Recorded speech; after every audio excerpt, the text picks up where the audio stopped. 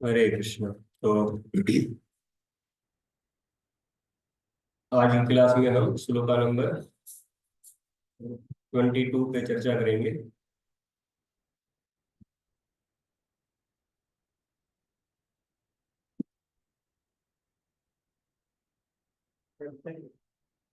अध्याय 4 श्लोक संख्या 22। तो मेरे पीछे पुनरावृत्ति करिएगा।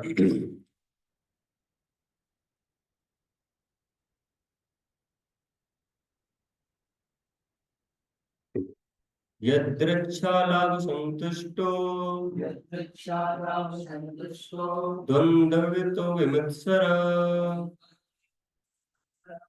समः सिद्धो असिद्धो च सिद्धो च कृत्वा अपि न निबध्यते। निबध्यते। यदृच्छालाभ संतुष्टो यदृच्छालाभसन्तुष्टो द्वन्द्व अतितः विमत्सर समः सिद्धो असिद्धो च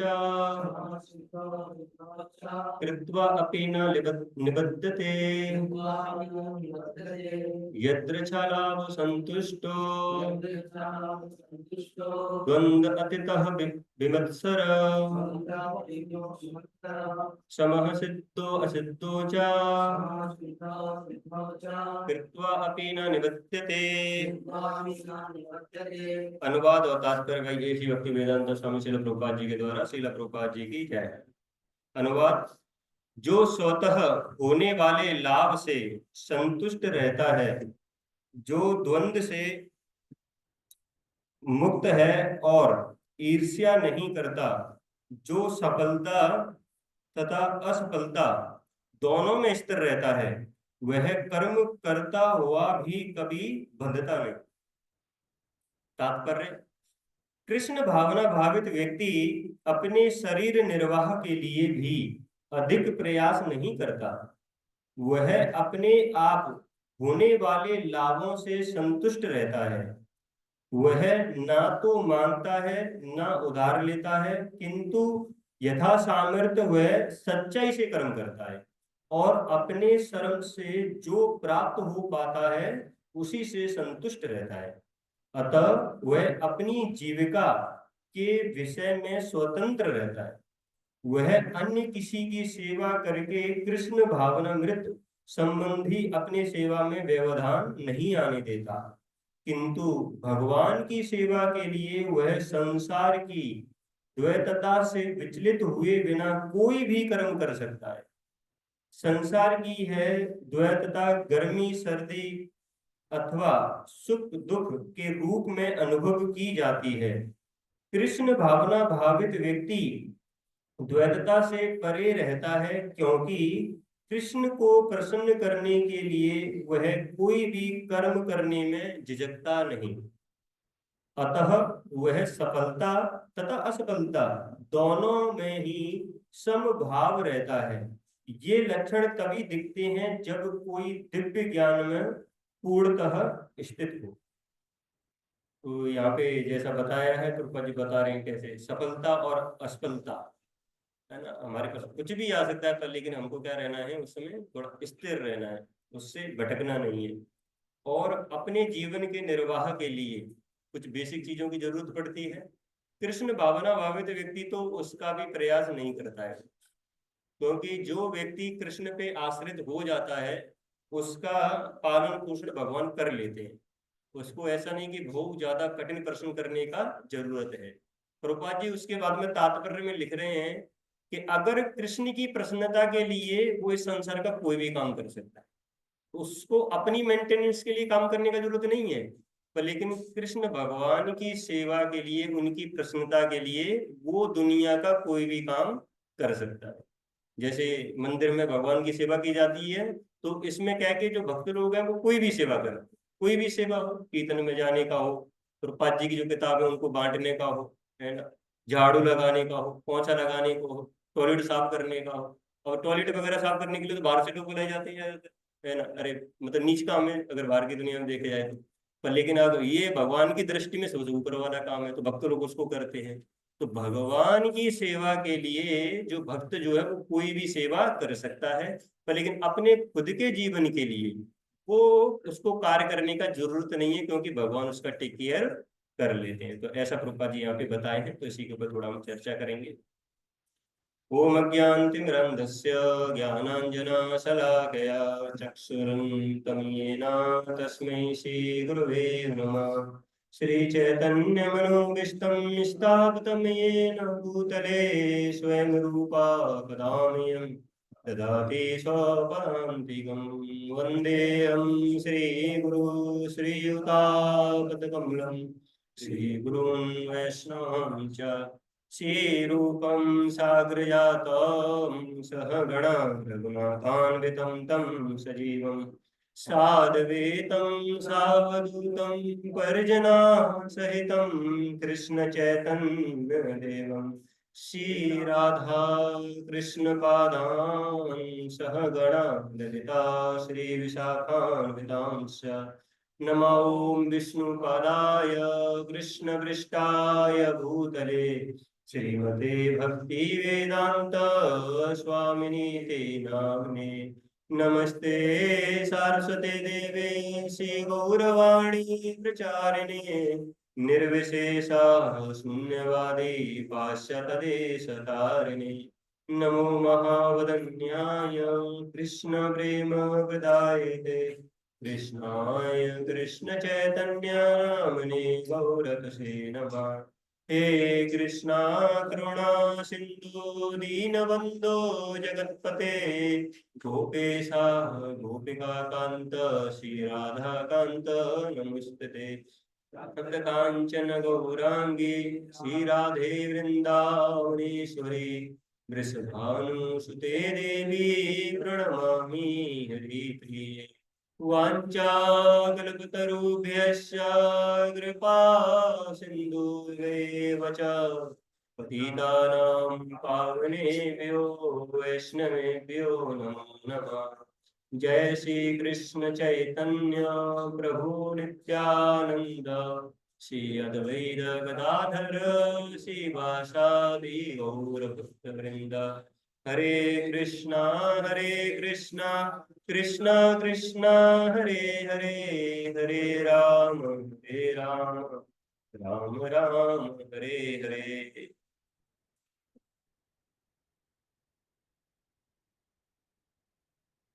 हरे कृष्णा। तो संडे की स्पेशल भगवत क्लास में सभी भक्तों का हम हार्दिक स्वागत करते हैं। तो ऐसे कितने भक्त हैं जो आज पहली बार संडे को आए हैं, या पहली बार इस्कॉन विजिट करने आए हैं? पहली बार। हरे कृष्ण। तो ऐसे ही हर संडे को एक यहाँ पे ऐसा कार्यक्रम होता है जिसमें मॉर्निंग में क्लास रहता है, फिर अभी कीर्तन होगा, फिर 9 बजे से फिर एक और प्रीति भोज, संडे प्रीति भोज, जो कि संडे फीस्ट 9 बजे से फिर चालू होगा, उसमें भी एक क्लास होगा आपके लिए, स्पेशल क्लास। और फिर कीर्तन होता है, ढंग से कीर्तन, फिर प्रसाद होता है सभी लोगों के लिए। तो कोई बीच में जाए ना, प्रसाद लेके जाइएगा। ठीक है। तो भगवद गीता पे डेली यहाँ पे चर्चा किया जाता है। तो आज जो है श्लोक संख्या 22 पे हम चर्चा करेंगे। कल जो है श्लोक संख्या हमने 21 पे चर्चा किया गया था। तो अभी ये जो श्लोक यहाँ पे जो चल रहे हैं वो परफेक्शन वाले श्लोक हैं। मतलब जिस व्यक्ति ने अपनी लाइफ को परफेक्ट कर लिया हो, तो उसकी स्थिति को दर्शाया गया है यहाँ पे कि जिसने लाइफ को परफेक्ट कर लिया है तो उसके कैसे लक्षण होते हैं। तो जैसे कल वाले श्लोक हमने देखा था, निराशीर यत चित्तात्मा, एक ऐसा व्यक्ति जो कि क्या है, अपने माइंड और इंटेलिजेंस को कंट्रोल कर रखा है, और उसको कोई भी, उसके अंदर कोई भी फ्रूटिव डिजायर नहीं होती है। निराशीर यत चित्तात्मा, है ना, कोई भी उसके अंदर फ्रूटिव डिजायर नहीं होती है। इसका क्या मतलब है कि व्यक्ति जब काम करता है तो उसको क्या है कि एक आसक्ति रहती है रिजल्ट से। कोई व्यक्ति है वो कर्म कर सकता है और वो ये भी ना सोचे मेरे को क्या मिलने वाला है कर्म करके। कोई है ऐसा कर्म करता है कोई कि कर्म कर रहा है, पर लेकिन क्या है कि वो फल के बारे में सोच ही नहीं रहा बिल्कुल, है ना, क्या मिलेगा क्या नहीं मिलेगा, ठीक है मैं कर्म करता हूँ, है ना, ठीक है स्टडी करने जाता हूँ, ठीक स्टडी कर लेता हूँ, है ना, मैं पता नहीं डॉक्टर बनूंगा इंजीनियर बनूंगा क्या बनूंगा, मुझे से क्या मतलब, स्टडी कर लेता हूँ। कोई करता है ऐसे? मतलब छोटा बच्चा होगा तो कर लेगा, वो भी क्यों जा रहा है कि पेरेंट्स ने बोला है ना कुछ पर्पज है या नहीं, कि बच्चा पढ़ने जा रहा है मतलब किसने बोला? पेरेंट्स ने बोला। और या डंडा देख के जाता हूँ, ठीक है। पर लेकिन जा तो रहा है कुछ देख के। पर लेकिन कोई है, कोई बच्चा मान लीजिए जन्म लिया है ना, 5 साल का हुआ, अपने आप ही बैग पकड़ा और चला गया वो स्कूल, कि चलो भैया स्कूल चलते हैं, है ना, तो यह है नहीं। पेरेंट्स उसको बताते हैं या डंडा दिखाते हैं तो वो स्कूल जाता है। अच्छा, बाद में जाके जब वो 8th 9th क्लास में जब वो आ जाता है, उसके बाद में डंडा दिखाने की ज्यादा जरूरत नहीं पड़ता है। तो बच्चे को उसमें क्या समझ में आ जाता है कि पढ़ना जरूरी है। क्यों? क्योंकि पढ़ेंगे तो थोड़ा नौकरी वगैरह मिलेगा। तो इसका मतलब उसको ये पता पड़ेगा जब मैं ये कर्म करूंगा तो मेरे को कुछ तो मिलेगा, है ना। उसके बाद में फिर थोड़ा और आगे बढ़ता है तो उसको पता पड़ता है, अरे कुछ कंपटीशन वाले जो एग्जाम होते हैं उनको भी निकालना पड़ता है ना। तो अब क्या, अब वो कर्म करेगा या स्टडी करेगा तो अब माइंड में क्या रहेगा कि मेरे को ये कंपटीशन वाला एग्जाम निकालना है। अब कोई ऐसा स्टूडेंट है कि जो मान लो पढ़ते जा रहा है और उसके ये गोल ना हो कि मेरे अच्छे मार्क्स आएंगे या मेरे को कंपटीशन की तैयारी करना है, कॉम्पिटिटिव वाला जो एग्जाम है उसको लिखना है, कोई है जो कर सकता है ऐसे पढ़ाई, तो पढ़ता ही जा रहा है बस, कोई नहीं कर पाएगा। तो यहाँ पे लेकिन भगवान क्या बोल रहे हैं, निराशीर यत चित्तात्मा। मतलब हमको क्या है कि अपना कर्तव्य करना है, पर लेकिन विदाउट फ्रूटिव डिजायर। इसका क्या मतलब है कि फल पे हमारा अधिकार नहीं है। कर्मण्येवाधिकारस्ते माँ फलेषु कदाचन माँ कर्म फल हेतु। तो भगवान जो वहां पे वो बता रहे हैं, तो वो बता रहे भाई तुम कर्म कर लो, है ना, इस पे तो अधिकार है आपका, पर लेकिन रिजल्ट पे आपका अधिकार नहीं है। अगर हम ये सोचें कि अपने प्रयासों से ही केवल रिजल्ट आ सकता है, तो ऐसे तो हर एक कोई टॉपर बन जाता है। सब स्टडी करते हैं, अपना अपना प्रयास देते हैं, सब टॉपर बनना चाहते हैं कि नहीं बनना चाहते? कोई है सब लास्ट में रहना चाहता हो कि मैं पढ़ाई कर रहा हूँ क्योंकि जैसे मेरा लास्ट में रैंक आ जाए? तो कोई नहीं चाहता है, सब टॉपर बनना चाहते हैं ना। तो क्यों नहीं बन पाते हैं? प्रयास तो सब कर रहे हैं, क्योंकि हमारा रिजल्ट पे अधिकार है ही नहीं, इसीलिए सब टॉपर नहीं हो पाते। नहीं तो जो भी स्कूल के सारे टॉपर्स हैं, जैसे ही वो आईआईटी जी का एग्जाम लिखने जाते हैं तो सबके सब टॉप बन जाने चाहिए। अभी तो टॉप कर रहे थे, अब क्या हो गया, है ना, वहां पे कंपटीशन और बढ़ गया भाई, है ना। तो हर एक कोई क्या कर सकता है, अपना एंडेवर दे सकता है, लेकिन रिजल्ट हमारे हाथ में नहीं है। तो ऐसी भगवान ने यहाँ पे बताया निराशीरियत चित्तात्मा, ये हमने कल जो है इसको काफी डिस्कस किया था। उसके बाद में जो इस श्लोक की जो दूसरी लाइन थी, त्यक्त सर्व परिग्रह, है ना, जिसमें हमको सारा जो प्रोप्राइटरशिप वाला जो मेंटेलिटी है ना, वो हमको क्या करना होता है, गिव अप करना होता है। उसके बाद में शारीरम केवलम कर्म, केवल उतना ही कर्म करो जिससे कि हम अपने शरीर का पालन पोषण कर सकें। इसका क्या मतलब है कि बॉडी और सोल, है ना, ये शरीर और इसके अंदर जो आत्मा बैठा हुआ है वो एक साथ रह सके, बस केवल उतना ही काम करना है ना। ऐसा नहीं कि मतलब एकदम सुबह से 6 बजे से चालू हुए और रात के 8 बजे तक, है ना, बस कर्म कर्म कर्म कर्म, है ना। फिर बोलते हैं संतुष्टि क्यों नहीं आ रही है लाइफ में, क्योंकि हमेशा बस आप कर्म ही किए, है ना। बुद्ध गधा भी कर रहा है गधा भी ऐसे ही काम करता है, वो सुबह से शाम तक अपने मालिक की सेवा में लगा रहता है। वो तब भी बेचारा उसको जो है थोड़ा ठीक है भैया गधा है काम करना है, इंसान तो उसको ही पार कर देता है ना। वो सुबह से चालू हो जाता है, गधा तो फिर भी थोड़ा लेट से चालू करता होगा, है। दिन खत्म होते होते काम हो जाता है उसका, है ना, घास मिल जाती है उसको चरने को, है ना। पर लेकिन व्यक्ति तो रात में ही लगा रहता है आजकल, है। फिर वो क्या night shift night shift day shift, है ना, कोई कोई दोनों भी कर लेता है, पता नहीं सोता कब है वो फिर कहता है जीवन में संतुष्टि नहीं आ रही है। क्यों? क्योंकि वो इतना कर्म कर रहा है, इतना कर्म कर रहा है जो कि शास्त्रों में रिकमेंडेड नहीं है। व्यक्ति को उतना कर्म करना है जिससे कि उसका पालन पोषण हो जाए, जिससे कि बॉडी और उसका जो अंदर जो सूल बैठा हुआ है वो साथ में रह ले, है ना। तो वो जीवन में संतुष्टि पाएगा। तो फिर उसके बाद में जो चौथी जो लाइन है भगवान बताते हैं, कुर्बान नापनोति किल्बिषम। अगर वो ऐसी मेंटेलिटी में अगर कार्य करेगा तो कार्य जब व्यक्ति करता है तो उसका जो रिएक्शन मिलने वाला है उसको, तो वो उससे क्या हो जाएगा, मुक्त हो जाएगा। उसको कोई भी जो है सिंफुल रिएक्शन लगेगा ही नहीं। इवन अगर हम खाना भी खाते हैं, कोई कहेगा इसमें क्या मैं कोई पाप कर रहा हूँ, यस आप पाप कर रहे हैं उसमें। अगर आप खाना बना रहे हैं अपने लिए, है ना, ऐसा नहीं किसी जानवर को मार के, शुद्ध शाकाहारी भोजन ठीक है, या जैन भोजन, ठीक है, लो भाई जमीन वाला भी छोड़ दो ठीक है, ऊपर ऊपर का सब, वो भी अगर आप बना रहे हो तो क्या कर रहे हैं हम, तब भी हम पाप कर रहे हैं। उससे फ्री होना है तो भगवत गीता के ज्ञान को अपने जीवन में अप्लाई करना होगा। कैसे? वो भगवान क्या बताते हैं गीता में कि ये जो भोजन आप बना रहे हो उसमें क्या है, पाप है, इसलिए उस भोजन को मेरे को क्या कर दो, अर्पण कर दीजिए, भोग लगा दीजिए। तो वो सारे पाप उस भोजन से हम क्या कर देंगे, खत्म कर देंगे। अहम तुम सर्व पापेभ्यो मुक्त स्वामी मासुष। सारे के सारे जो पाप हैं भगवान का उसमें से निकाल देंगे। तो भगवदगीता के अनुसार अगर वो कर्म करेंगे, अब आप खाना बनाइए, अब आपको कोई पाप नहीं लगने वाला है। पाप तो छोड़ो, है ना, अब जो पाप किए होंगे उसका जो रिएक्शन मिलने वाला है उससे भी छुटकारा मिल जाएगा। जो पाप कर रखे हैं उसका जो रिएक्शन मिलने वाला है वो भी चला जाएगा, अगर केवल हम क्या करें, उसी जो भोग हमने बनाया उसको भगवान को अर्पित करके खा लिए तो। इसका मतलब कृष्णा कॉन्शियसनेस कभी ये नहीं बताती है कि हमको कर्म को छोड़ना है ना। कर्म को कैसे करना है ये गीता सिखाती है। तो इसलिए जो भी हम कर्म करते हैं तो उसको भगवान से हमको जोड़ के रखना चाहिए। अगर भगवान से उसको जोड़ के रखेंगे तो ये जो कर्म है, जिसको जिससे हमको पाप जो हो जाता है उसका जो रिएक्शन मिलेगा उससे हमको क्या मिल जाएगा, फिर छुटकारा मिल जाएगा। ऐसा हमने कल डिस्कस किया था उस वाले श्लोक में। आज का जो ये श्लोक है, यदृच्छा लाभ संतुष्टो, है ना। तो लाभ संतुष्टो, संतुष्टो इसका क्या मतलब है, एक व्यक्ति को सेटिस्फाई रहना चाहिए। ऐसा किस चीज में रहना चाहिए, लाभ, है ना, कि गेन, मतलब जो भी उसको कुछ गेन मिलता होगा। अच्छा कौन सा गेन, मतलब बहुत परिश्रम करके वो वाला गेन क्या, नहीं, क्या बोला जा रहा है, यदृच्छा, जो अपने आप आता हो, है ना।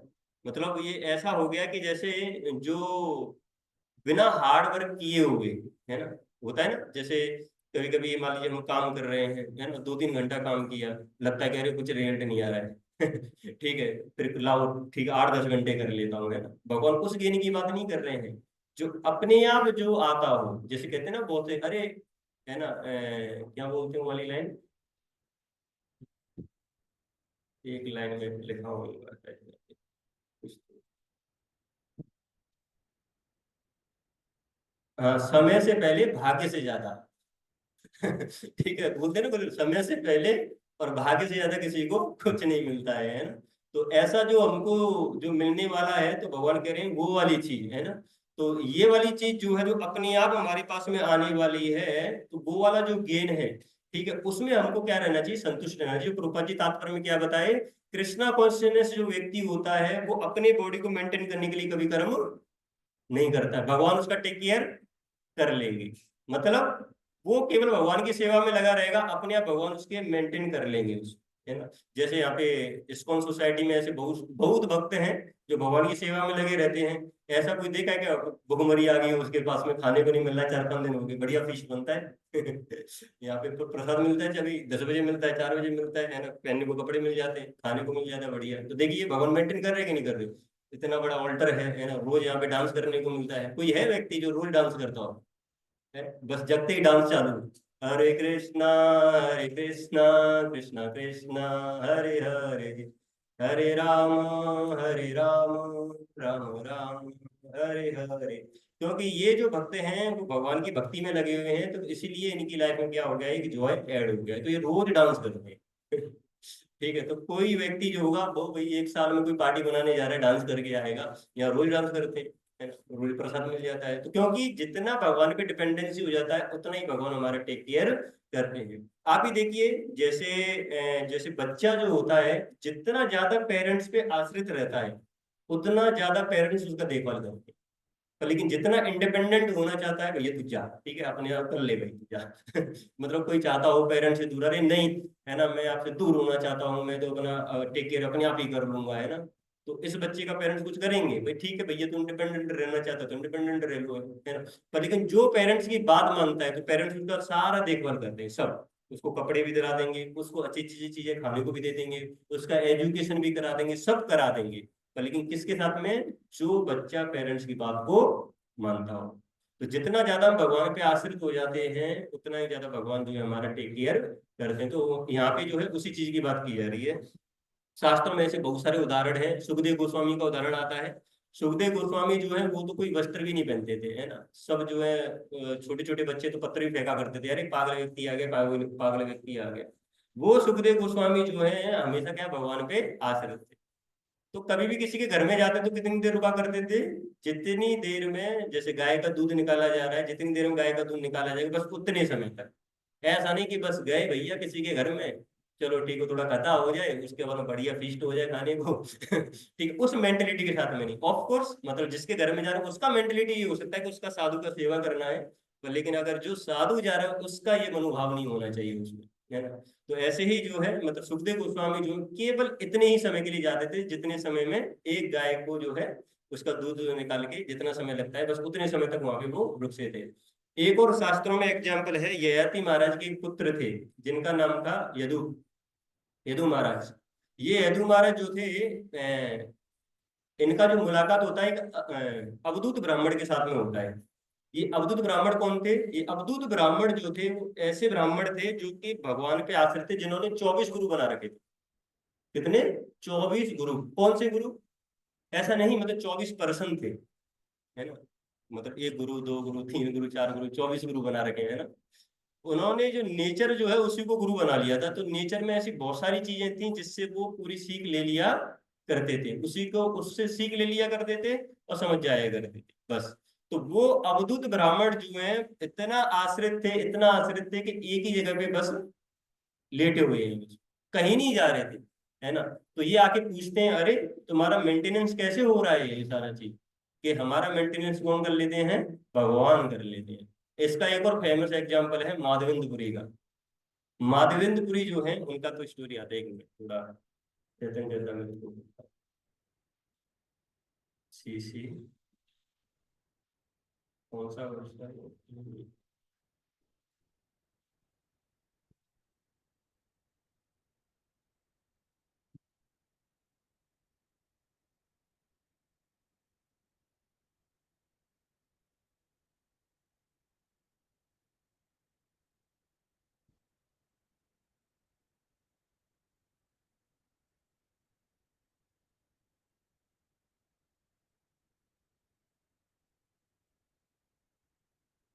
मिला?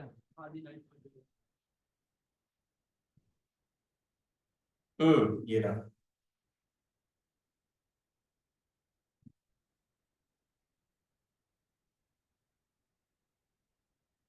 इसमें है पूर्वे श्री माधवेंद्रपुरी है, पूर्वे श्री माधवेंद्रपुरी अइला वृंदावन, भ्रमिते भ्रमिते गेला गिरी गोवर्धन। तो इसमें जो है माधवेंद्रपुरी जो है एक बार क्या करते हैं वृंदावन में ट्रेवलिंग करते हैं, और उसके बाद में जो है वो गोवर्धन पर्वत के ऊपर जाके बैठ जाते हैं, चले जाते हैं। उसके बाद में क्या करते हैं? प्रेमे मत्ता नाही तारा रात्रि दिन ज्ञान, क्षणे ओटे क्षणे पड़े नाही स्थान स्थान। तो माधवेंद्रपुरी वहां पे क्या करते हैं? Madhavendrapuri was almost mad in his ecstasy of love of God and he did not know whether it was day और नाइट। भगवान के प्रेम में इतने पागल हो जाते हैं उनको ये भी नहीं पता पड़ रहा है कि अभी दिन चल रहा है या रात चल रही है। इतने मतलब प्रेम में आवेश हो जाते हैं, पता ही नहीं पड़ता है कि दिन है या रात है। कभी कभी वो खड़े होते हैं, कभी कभी ग्राउंड पे गिर जाते हैं ना। कभी कभी ये भी नहीं देखते कि वो प्रॉपर प्लेस है या नहीं। तो जो भक्त जो है भगवान में जितना लीन हो गया मतलब वो इस संसार से उतना ही विरक्ति उसमें आ जाती है, या आप ऐसा कह लीजिए संसार की जो डुअलिटी जो होते हैं वो उससे अफेक्ट नहीं होता है। वो देखता ही नहीं है दिन क्या रात सुख दुख क्या है। शैला परिक्रमा करे गोविंद कुंडे आसी, स्नान करी वृक्ष तले आसे संध्या सुवासी। तो माधवेंद्रपुरी जो है गोवर्धन पर्वत का परिक्रमा पूरा लगा के गोविंद कुंड पे आते हैं और अपना स्नान करते हैं। गोविंद कुंड देखा है? गोविंद कुंड गए हैं सभी? कितने गए हैं वृंदावन में और गोवर्धन का परिक्रमा लगाया है? बहुत कम। इधर से एकदम जीरो, उधर से भी जीरो। आप नहीं गए गोवर्धन पर्वत का परिक्रमा लगाने? कभी नहीं गए? हाँ, भक्त हैं जो रेगुलर भक्त हैं वो तो गए हुए हैं। हाँ तो उसमें भी गोविंद कुंड प्रभु जी, गोविंद कुंड अंदर से जब जाते हैं परिक्रमा करते हैं तो वहां पे गोविंद कुंड पड़ता है। हैं? याद है? हाँ तो वहां पे जो है माधवेंद्रपुरी जो है वहां पे गए और गोविंद कुंड में स्नान किए और उसके बाद में बैठ गए एक पेड़ के नीचे। उसके बाद में क्या करते हैं माधवेंद्रपुरी? गोपाल बालक एक दुग्ध बांध लैया, आसी आगे धरी किच्छु बलिला हसिया। माधवेंद्रपुरी वहां पे बैठ जाते हैं। ऐसा नहीं नहाने के बाद में चलो अब थोड़ा प्रसाद हो जाए, थोड़ा चलते हैं, घूम के आते हैं, किसी वृंदावन वासी के घर पे जाते हैं और कुछ खा के आते हैं। तो ऐसा प्लान नहीं किया उन्होंने, क्या किया, नहाने के बाद में एक पेड़ के नीचे बैठ गए। और जैसे वो पेड़ के नीचे बैठे, वहां पे कौन आ गया? While he was sitting beneath a tree, an unknown cowherd boy came with a pot of milk, है ना। एक ग्वाला वहां पे आया और क्या लेके आया? दूध का एक जार लेके आया, है ना। देखिए माधुनपुर यहाँ पे बैठे हुए हैं, भगवान ने व्यवस्था कर दिया, दूध लेके आ गए, बताइए, है ना। कोई बताइए, कोई जाके किसी को पता भी नहीं वो प्लेस कहाँ पे है, क्या है। अभी तो खैर सब लोग जानते हैं, पहले थोड़ी नहीं पता था। तो लेकिन भगवान जो है वहां पे पहुंच गए और माधुनपुरी जी के सामने रख दिया उस दूध को और बोला, माधुनपुरी इसको पी लीजिए, है ना। माधुनपुरी क्या बोलते हैं? पूरी यैया दुग्ध लैया करी तुम्ही पान, मांगी के नाही खाओ के वकिर ध्यान। ठीक है, तो ऐसे करके वो बताते हैं, जो बालक जो आते हैं कि इसको आप पी लीजिए, इसको पी लीजिए। बालकेर सौंदर्य तुला हैला संतोष, ताहर मधुर वाक्य गेला भूख शोष। तो जैसे ही माधुरी ने जो है उस लड़के को देखा, तो एकदम हृदय जो है एकदम संतुष्ट हो गया, है ना। जैसे होते हैं ना कभी कभी, बहुत किसी सुंदर चीज को जब हम देखते हैं तो कभी कभी लगता है ना प्रसन्न, जैसे जाते कोई नेचर को देखते हैं, अरे वाह मजा आ गया, है ना। तो मादेंद्रपुरी इस जब बालक को देखे तो एकदम अंदर से वो सेटिस्फेक्शन आ जाता है। और उसके जो इतने जो स्वीट वर्ड्स जो थे, जो स्वीट वर्ड्स थे, उसको सुन के मादेंद्रपुरी का जो हंगर, हंगर मतलब जो भूख है और जो प्यास है वो चला गई। बताइए बताइए, जो भूख और प्यास है वो खाने से जाएगा? खाने से तो जाएगा, खाने से पीने से जाएगा? कोई कुछ शब्द बोल दे उसे चला गया। मतलब भूख प्यास चली गई, जो ही जो उस बालक ने वहां पे बोला।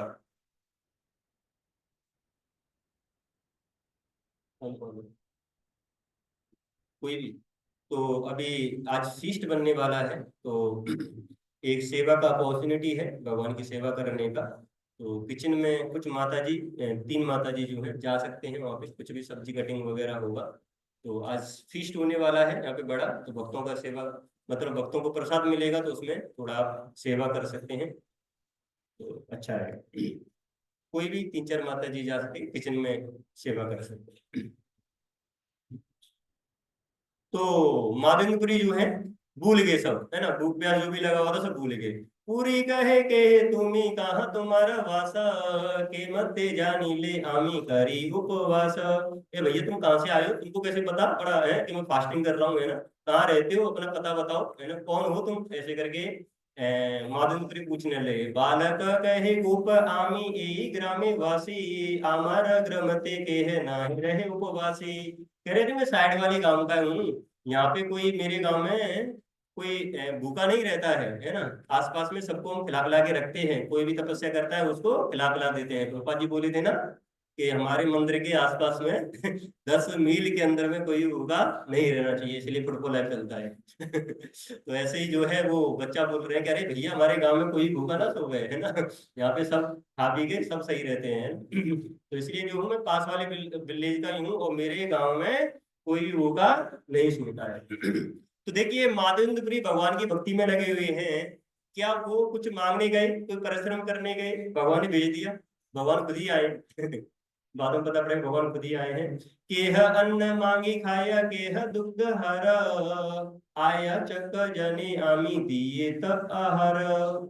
तो बता रहे हैं इसमें, in this village a person can beg food from others and thus eat. Some people drink only milk, but if a person does not ask any food, तो I supply him all is eatables. कुछ लोग तो मांग के खा लेते हैं, कुछ लोग को दूध दे दिया जाता है, लेकिन कुछ लोग ऐसे भी हैं जो कुछ मांगने ही नहीं आते हैं, तो उनके पास में मैं जाता हूँ और उनको खिलाता हूँ, ऐसे करके वो बता रहे हैं। जले नित्य श्री गण तुम्हारे देखी गेला, स्त्री सब दुग्ध दिया आमेरा कटाइला। The women who come here to take water saw you, and they supplied me with this milk and sent me to you. एक स्त्री थी जो यहाँ से पानी भर के जा रही थी, उन्होंने देखा अरे तुम बैठे हुए हो, तुमने ना तो कुछ खाया है ना कुछ पिया है, उन्होंने मेरे को बताया, और उन्होंने बताया तो मैं तुम्हारे लिए दूध लेके आया हूँ। अब ज्यादा बातें मत करिए और इस दूध को पी लीजिए, है ना। गोदोहन करते चाही शीघ्र आमी याव, और बार आसी आमी एई भंड लईब। तो ऐसे करके जो है जो लड़का है वो उनको दूध दे देता है, और वो कहते हैं कि मैं अभी जा रहा हूँ, है ना, इस पॉट को रखना अपने पास में, बाद में मैं लेने आ जाऊंगा। एतबल्ली गेला बालक नाही देखिया और माधव पूरीर चित्ते हैला चमत्कार। उसके बाद में वो लड़के चले जाते हैं, और उसके बाद में माधवेंद्रपुरी जो है उनको वो लड़का दिखाई नहीं देता है। और माधवेंद्रपुरी जैसे ही उस दूध को पीते हैं, उनके अंदर में वो कृष्ण प्रेम जागृत हो जाता है पूरा का पूरा। दुग्ध पान करी बांध दुग्ध पान करी भांड दूना रखीला, बात देखे से ही बालक पुनः न आईला। आफ्टर ड्रिंक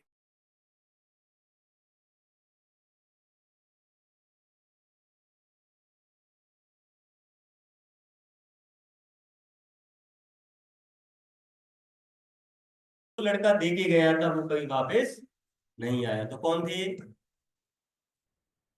ये लड़का जो आए थे माधवेंद्रपुरी के पास में, कौन थे? हैं, वो भगवान ही स्वयं थे, जो कि माधवेंद्रपुरी के लिए वहां पे आए थे, है ना। तो ये देखिए, जो व्यक्ति जो है भगवान की सेवा में जितना लीन हो जाता है, भगवान जो है उनका टेक केयर कर लेते हैं, तो उनको कुछ बहुत ज्यादा एंडेवर करने का जरूरत नहीं पड़ता है। एक श्रीनिवास, ये भी भगवान के एकदम शुद्ध भक्त थे। ये भी कहीं नहीं जाया करते थे, घर पे रहते थे, कीर्तन किया करते थे, है।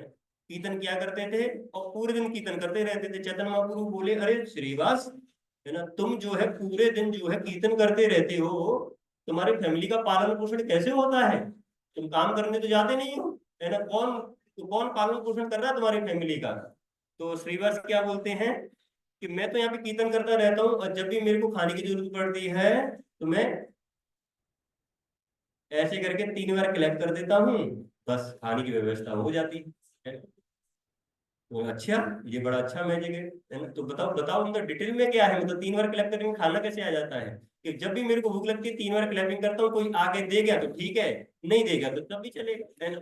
तो बस वो 3 बार क्लैपिंग करते थे, उनका प्रसाद का व्यवस्था हो जाया करता था, है ना। उन्होंने चैतन्य महाप्रभु को ये बोला। तो ठीक है, आपके लिए सिंपल सॉल्यूशन दे दिए हैं। ज्यादा हार्डवर्क करने का जरूरत नहीं है, घर पे जाइए, 3 बार क्लैपिंग करिए, आपके पास में खाना आ जाएगा। ऑफ कोर्स, जितना आपको इस बात में फेथ रहेगा, उतना ही भगवान रेसिप्रोकेट करते हैं। है ना। तो वो चैतन्य महाप्रभु को ये बताए श्रीवास जो है, तो ऐसे करके बहुत सारे उदाहरण हैं शास्त्रों में। तो अच्छा, प्रैक्टिकल लेवल पे आया जाए तो बहुत सारे लोग हैं फिर ऐसा बोलते हैं, अरे जितना भाग्य में लिखा हुआ है उतना तो हमको मिल ही जाएगा, तो इतना कठिन परिश्रम करने का जरूरत है क्या है? देखिए, शास्त्रों को समझना पड़ेगा। जो हमने पिछले कर्म कर रखे हैं उसके बेसिस पे कुछ चीजें हमारी डिसाइड है, वो हमारे पास में आने वाली है।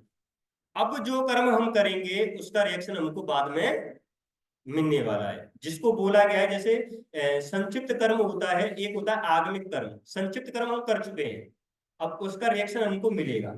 जैसा कर्म आपने किया होगा उसका रिएक्शन आपको मिलने वाला है। तो लेकिन आगमिक कर्म जो अब करोगे आप, उसका रिएक्शन हमको कहाँ मिलेगा? बाद में मिलेगा। तो इसलिए जो है भगवान उसमें बताते हैं कि हमको जो है, जो कर्म पिछला किए उसके बेसिस पे हमारी जो डेस्टिनी है वो निश्चित है। आगे वाले कर्म आप जैसे करोगे आपकी डेस्टिनी वैसी बन जाएगी। जैसे शास्त्रों में ही, मतलब जैसे हमारे जो वेद हैं, वेद में एक ऐसा सेक्शन है जिसमें आप अपनी कुछ योगा वगैरह करोगे तो आप अपनी आयु को बढ़ा सकते हो। मतलब जो आपकी जो ब्रीद है, मतलब जैसे कहते हैं ना लोग, अरे भैया गिनती की सांसें हैं, जैसे कुछ लोग कहते हैं भाई ज्यादा अनुलोम विलोम मत करो, है ना, सांस वगैरह गिनती की मिली हुई है, ज्यादा करोगे, है ना, ज्यादा सांस ले लिए तो जल्दी निमट जाओगे। ठीक है, कुछ लोग बोलते हैं ना ऐसे करके। अरे शास्त्रों में कुछ तो ऐसा एक सेक्शन है जिसमें जो है आप उसको अगर पालन कर लिए तो आप जो है अपनी सांसों को बढ़ा लोगे, मतलब अपने जीवन को आप बढ़ा सकते हो। तो वहां पे आप ये नहीं कह सकते हो कि अरे भैया गिनती की सांसें मिली हुई हैं, ठीक है, उससे ज्यादा आपका जीवन नहीं हो सकता है। शास्त्रों को सही से हमको समझना पड़ेगा, है ना। शास्त्रों में जो है स्पेशली जो भगवान से दूर होते हैं उनकी जिंदगी तो पूरी फिक्स ही है एक तरीके से, है ना, क्योंकि भगवान का इंटरफेयर होता नहीं है। जो उसने कर्म किए हैं उसके हिसाब से उसको मिलने वाला है, और अभी भी कोई वो स्पेशल कर्म नहीं कर रहा है तो भगवान से दूर है। पर लेकिन जैसे ही वो भगवान की भक्ति करने लगता है, भगवान की स्पेशल नजरों में वो व्यक्ति आ जाता है। तो इस लाइन को अगर हमको अच्छे से समझना है, यद्रच्छा लाभ संतुष्टो, कि जो भी हमारे पास में भगवान की कृपा से आ जाए उससे हमको क्या रहना चाहिए, संतुष्ट रहना चाहिए। अपना कर्म करिए, पर लेकिन क्या है कि बहुत ज्यादा हार्ड वर्क करके आप सोचें कि हमको संतुष्टि मिल जाएगी, तो वो भूल जाएगी आप। हार्ड वर्क करके आपको बहुत संतुष्टि मिलने वाली है। उसके बाद में इस श्लोक की जो दूसरी लाइन है, द्वंद विमत्सरा, इसका क्या मतलब, द्वंद। द्वंद मतलब होता है डुअलिटीज, मतलब सुख दुख मान अपमान, है ना, होता है ना, लाभ हो गया, हानि हो गया, सुख हो गया, दुख हो गया, है ना। मान, कभी मान लीजिए किसी ने सम्मान कर दिया, किसी ने अपमान कर दिया, तो ये संसार की होती है डुअलिटीज। क्या बताया जा रहा है, द्वंद अतितः विमत्सरा। इस संसार की जो ये डुअलिटीज हैं उसको हमको क्या करना चाहिए, टॉलरेट करना चाहिए। जैसे भगवदगीता का श्लोक है 2.14, मात्रा स्पर्शतु कौन्तेय शीतोष्ण सुख दुग्धाः आगमापायनो नित्यास तां तिस्व भारत। भगवान कृष्ण अर्जुन को बोल रहे हैं कि हे अर्जुन, ये जो संसार की जो डुअलिटीज है उसको टॉलरेट करना सीख लो। क्योंकि इस संसार में ये जो सुख दुख है, मान अपमान है, ये सारी चीजें कैसे हैं, जैसे सर्दी और गर्मी का सीजन। अभी गर्मी बहुत भयंकर थी, आज थोड़ा बरसा पड़ा तो थोड़ा सा शांत हो गया। ठीक है। अभी कुछ 3-4 महीने बाद क्या होगा फिर, क्या होगा 3-4 महीने बाद, सर्दी आ जाएगी, फिर एकदम जैकेट वगैरह डाल लेंगे। फिर उसके 3-4 महीने बाद फिर गर्मी। तो जैसे गर्मी और सर्दी आती है और जाती है, ऐसे ही संसार में सुख दुख मान अपमान, है ना, लाभ हानि, ये आता है और जाता है। तो ये संसार की जो डुअलिटीज है उसको हमको टॉलरेट करना आना चाहिए। अगर हमने वो टॉलरेट नहीं किया तो हम इस संसार में क्या हो जाएंगे, डिस्टर्ब हो जाएंगे। ताम तितिस्व भारत, है ना। तो वही जो व्यक्ति जो होता है उसी को भगवान बोल रहे हैं कि वो जो है एक स्टडी व्यक्ति होता है, जो इन डुअलिटीज को क्या कर लेता है, टॉलरेट कर लेता है। दूसरा चीज इसमें जो बताया जा रहा है, विमत्सरः। विमत्सरा का मतलब है कि एक जो ये व्यक्ति है वो क्या रहता है, ईर्ष्या से भी क्या रहता है, फ्री रहता है। उसके अंदर में कोई भी एनिमी नहीं रहती है। तो अभी क्या कि टाइम भी होने वाला है, तो उस श्लोक की 2 लाइन भी और बच गई हैं, तो थोड़ा सा मैं उसको जल्दी कवर करता हूँ। दूसरी लाइन पे ज्यादा हम चर्चा नहीं कर पाएंगे, बस इसमें यही मिल रहा है कि सीखने को कि एक जो साधु जो है भक्ति मार्ग में अगर कोई चल रहा है तो संसार की डुअलिटीज को टॉलरेट उसको करना आना चाहिए। तीसरी लाइन इस श्लोक की जो है, समः सिद्धो असिद्धो च, सक्सेस और फेल्यूर। मान लीजिए आपने कोई परिश्रम किया, आपको सक्सेस मिल गया, और आपने कोई परिश्रम किया, आप उसमें फेल हो गए। तो इसमें यहाँ पे भगवान क्या बता रहे हैं, समः सिद्धो असिद्धो च, समः मतलब आप जो है उसमें स्टडी रहिए। जैसे बहुत सारे स्टूडेंट हैं किसी एग्जाम की तैयारी करते हैं, है ना, पर लेकिन जब रिजल्ट पे ज्यादा चले जाते हैं तो ऐसे स्टूडेंट सुसाइड भी कर लेते हैं। एक बच्ची थी, रियल स्टोरी, सारे एग्जाम में टॉपर रही, सारे एग्जाम, है ना, सारे एग्जाम में टॉप किया उसने। जैसे ही फाइनल एग्जाम आया उसको डर लगने लगा कि मैं फाइनल एग्जाम में अगर टॉप नहीं की तो क्या होगा। अभी तक तो मैंने टॉप किया सारे एग्जाम में, पर फाइनल एग्जाम जो है उसमें टॉप नहीं किया तो लोग क्या बोलेंगे मेरे को, है ना, पूरा जो भी मेरे को इतना कीर्ति मिला है वो सब चला जाएगा, है ना, जो भी मेरा नाम हुआ सब चला जाएगा, डूब जाएगा। ऐसे करके वो बहुत ज्यादा टेंशन ले ली वो व्यक्ति, और अंत में जाके क्या डिसीजन लिया, सुसाइड कर लिया। रियल स्टोरी है। आजकल तो आप न्यूज में कितना पढ़े होंगे, कुछ बच्चे हैं आईआईटी एग्जाम भी लिख दीजिए, है ना, आईआईटी में भी चले गए और वहां पे जाके भी अच्छा पढ़ाई कर रहे हैं, पर लेकिन वहां पे जाके अभी तक टॉप करते थे, वहां पे मान लीजिए 10वां रैंक आ गया, 5वां रैंक आ गया, सुसाइड कर लिए। क्यों, अभी तक हम टॉप कर रहे थे पर लेकिन आईआईटी में एंट्री करने के बाद हमको टॉप करने को नहीं मिला, कर लिए सुसाइड। ये क्या है कि ये वही बच्चे हैं जो ज्यादातर क्या हो जाते हैं, सक्सेस और फेल्यूर को टॉलरेट करना नहीं सीखे, जो हमेशा ये देखते हैं कि अरे मेरे को लाइफ में हमेशा ही सक्सेस मिलेगा। ऐसा तो जरूरी थोड़ी नहीं है, जो कि मैं पहले ही बताया इस श्लोक को स्टार्ट करने से पहले, कल वाले श्लोक में जो चर्चा की गई थी कि ये जो सक्सेस वाला जो पार्ट है, रिजल्ट वाला पार्ट है, वो हमारे हाथ में नहीं है। ये भगवान के हाथ में, आप जैसा एंडेवर करोगे आपको वैसा ही रिजल्ट मिलने वाला है। उस रिजल्ट को एक्सेप्ट करना सीखना पड़ेगा। यशोदा माई जो है कितना प्रयास की थी भगवान को बांधने का, क्या भगवान बंधे थे, नहीं बंधे थे।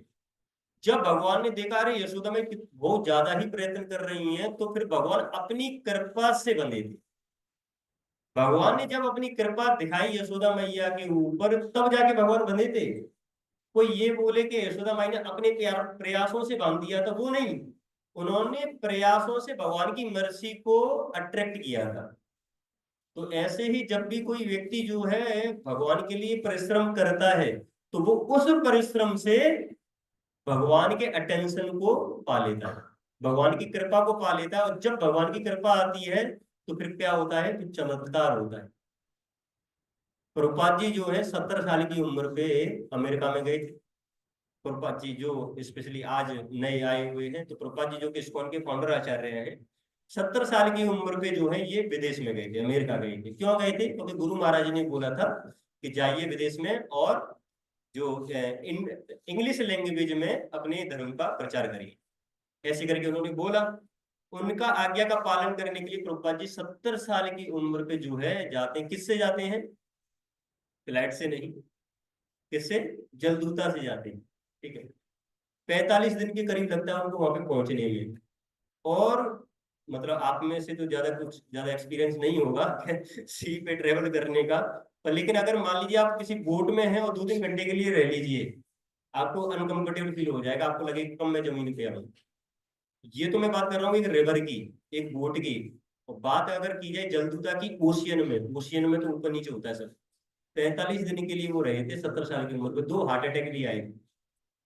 पर लेकिन भगवान पे पूर्ण आश्रित थे, तो इसलिए प्रभुपाद जी ने देखिए 70 साल की उम्र पे जाके अमेरिका में जिनका कोई जान पहचान नहीं था, उनको ये नहीं पता था कि मैं अमेरिका में जाऊंगा तो मेरे को कोई लेने भी आएगा।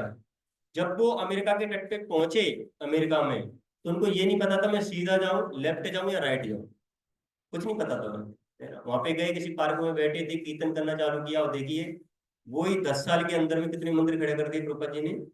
108 मंदिर खड़ा कर दिया। है ना? क्योंकि वो ये जो काम किए, जो सर्विस किए, वो किसके प्लेजर के लिए किए? अपने गुरु महाराज और कृष्ण की प्रसन्नता के लिए किए। तो देखिए उन्होंने मिरेकल कर दिया। तो ये होता है भगवान के लिए एक्ट करना। अदरवाइज तो संसार में तो सभी एक्ट कर ही रहे हैं। तो हमको वो क्या कि अपने एंडेवर के अनुसार वो सारी चीजें मिल जाएंगी। पर लेकिन अगर हमको मिरेकल कुछ करना है तो भगवान पे जितना आश्रित होंगे तो हमारे जीवन में क्या हो जाएगा, मिरेकल हो जाएगा, तो संतुष्टि आ जाएगी। इस श्लोका की जो चौथी लाइन है, कृत्वा अपि न निबध्यते, है ना? अगर कोई व्यक्ति ऐसे अगर काम कर रहा है तो कृत्वा अपि न निबध्यते। तो कृत्वा क्या है कि वो ऐसा कोई एक्शन कर रहा है, अपि न, अपी का मतलब है कि ऑल्दो, और ना ना मतलब नेवर निबद्धते। तो वो जो है कभी इस संसार में एंटेगल नहीं हुआ। इसका क्या मतलब है? जो हम कर्म कर रहे हैं तो उससे हमका हमारा क्या हो जाएगा, इस संसार से बंधन हो जाएगा। पर लेकिन जो श्लोक की ये 3 लाइनें हैं, अगर इस चेतना में अगर हमने कर्म किया, तो ये इस चेतना में कर्म करके ये जो कर्म है हमको एंटेंगल नहीं करेगा इस संसार से। एंटेंगल का क्या मतलब है कि इस संसार से हमको बांधेगा नहीं, जबकि क्या कर देगा, मुक्त कर देगा। तो यही था इस वाले श्लोक में, यदृच्छा लाभ संतुष्टो, मतलब जो भी भगवान की कृपा से हमको कुछ मिल जाए उसमें हमको क्या रहना चाहिए, संतुष्टि बना के रखना चाहिए। द्वंद्व अतितः विमुत्सरः, और इस संसार की जो डुअलिटीज हैं उनको क्या कर लेना चाहिए, टॉलरेट कर लेना चाहिए। अगर टॉलरेट नहीं किया तो हम क्या रहेंगे, हमेशा डिस्टर्ब रहेंगे, क्योंकि इस संसार में सारी चीजें हमारे हिसाब से नहीं चलती हैं। जितना ज्यादा एक्सपेक्टेशन करेंगे किसी से, उतना ही ज्यादा क्या मिलेगा, फ्रस्ट्रेशन मिलेगा। है ना? हम चाहे करें ये व्यक्ति को ऐसे एक्ट करना चाहिए, है ना, इसको मेरा बात मानना चाहिए उतना ही ज्यादा फ्रस्ट्रेशन हमको फिर मिलता है ना? तीसरा लाइन, समः सिद्धो असिद्धो च, सक्सेस हो या फेलियर हो उसमें हमको क्या रहना चाहिए, स्टडी रहना चाहिए, है ना, उससे ज्यादा डिस्टर्ब नहीं होना चाहिए। और फिर भगवान क्या बोले, कृत्वा अपि न निबध्यते। जब व्यक्ति ऐसा कोई एक्शन करता है तो कोई संसार में कभी भी एंटेंगल नहीं होता है। हरे कृष्णा, श्रील प्रभुपाद की जय। किसी का कोई एक प्रश्न हो तो पूछ लीजिए, क्योंकि हमको अभी ट्रेन है, हमको 9 बजे लीव करना है मायापुर के लिए। कुछ बच्चों का कैंप है। कुछ पूछना है किसी को, कुछ इस चीज से रिलेटेड श्लोक से ऊपर? हाँ माता जी।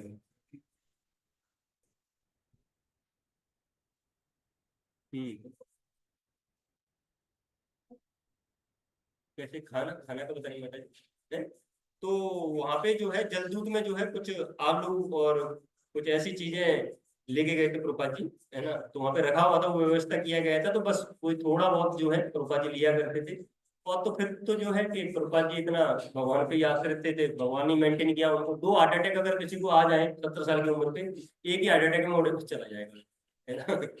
2 हार्ट अटैक आए थे, और इवन भगवान ने तो स्वप्न दिया फिर उनको, है ना।